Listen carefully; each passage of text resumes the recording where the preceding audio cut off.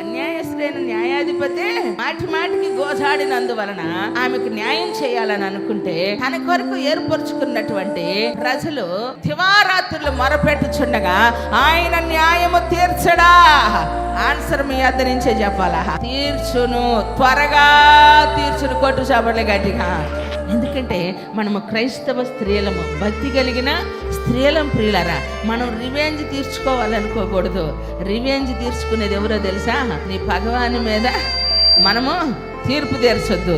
తీర్పు తీర్చువాడను నేను, నీ శత్రువుకి తీర్పు తీర్చువాడను నేను. ఎందుకంటే శత్రువుని కూడా ప్రేమ చేత, మేలు చేత వారిని జయించాలట. మాటి మాటికి విసుగుగా ప్రార్థన. అందుకేనమ్మా ప్రార్థన చేసే సంఘాలు ఆశీర్వదించబడతాయి, ప్రార్థన చేసే కుటుంబాలు ఆశీర్వదించబడతాయి, ప్రార్థన చేసినటువంటి వారి పిల్లలు కూడా ప్రియులారా ఆశీర్వదించబడతారు.